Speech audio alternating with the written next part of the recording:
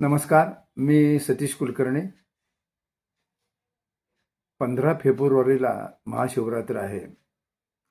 अनेक भाविकांनी मला विचारलं, जे पिठापूरला जाऊन आलेत, जे गेले नाहीत, हा दिवस चांगला असल्यामुळं कोणती सेवा करावी असं मला विचारल्यानंतर योगायोगाने माझ्या वाचनात श्रीपाद श्री वल्लभ चरित्रामृत ग्रंथ अध्याय नंबर 25 मध्ये सांगितलंय, जीवांचा देहच देवालय आणि त्यात विराजमान असलेला आत्माच शिवात्मा असे तादात्म्य साधून आपणास मोक्षप्राप्ती होते.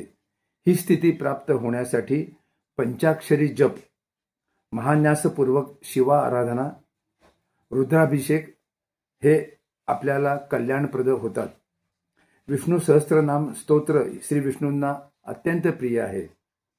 ज्याप्रमाणे गणेशाला मोदक प्रिय आहेत, सूर्याला सूर्यनमस्कार प्रिय आहेत, चंद्राला अर्ध प्रिय आहे, अग्नीला हवन प्रिय आहे, त्याचप्रमाणे शिवाला अभिषेक प्रिय आहे.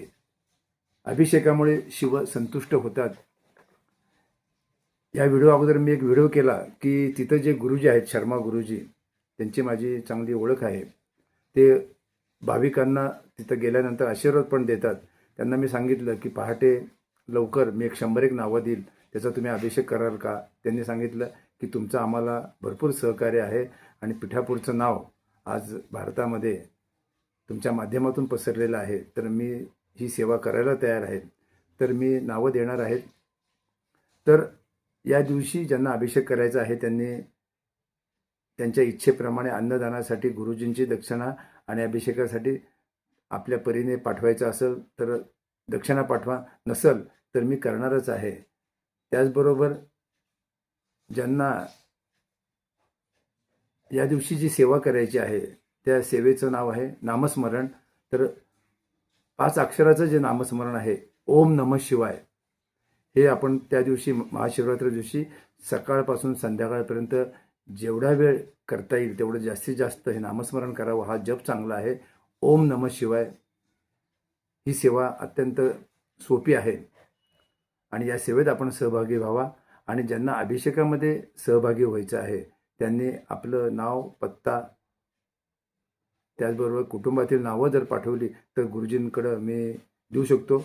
मला 13 तारखेला रात्रीपर्यंत हे सगळं पोहोच व्हायला पाहिजे, म्हणजे 14ला यादी करून मी त्यांना पाठवू शकतो. कुकुटेश्वर शिवलिंग जे आहे पिठापूरचं, त्याच्यामध्ये सूर्यशक्तीचा पाठ झालेला आहे. सूर्यशक्ती आहे त्यात. ज्यांनी जाऊन आले त्यांना हे कल्पना आहे. जे गेले नाहीत त्यांना तिथं गेल्यानंतर या स्थानाचं महात्म्य कळेल. आणि श्रीपाद श्री वल्लभ चरित्रामृत ग्रंथ अध्याय नंबर 25 आपण त्या दिवशी वाचावा, म्हणजे तुम्हाला शिवभक्तीचं, ओम नमः शिवाय जपाचं महत्त्व कळेल. त्याचबरोबर अभिषेकाचं, रुद्राभिषेकाचंही महात्म्य कळेल आणि तुमची सेवा फलदायी होईल. तुम्ही या सेवेत सहभागी व्हावं आणि शिवशंकराचे आशीर्वाद प्राप्त करून घ्यावेत अशी आपणास नम्र विनंती. मागं पुढं काही फोटो टाकण्याचा प्रयत्न केलेला आहे, ते फोटो पाहावेत.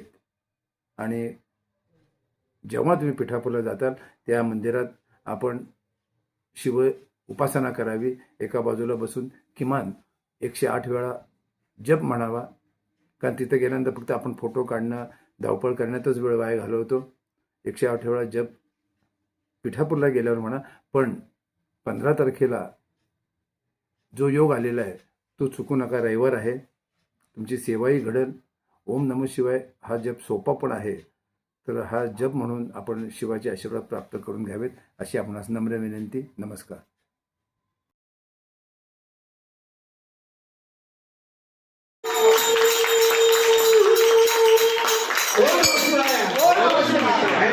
में सेवदान और रुचियाना आपका भजन मैडम मैडम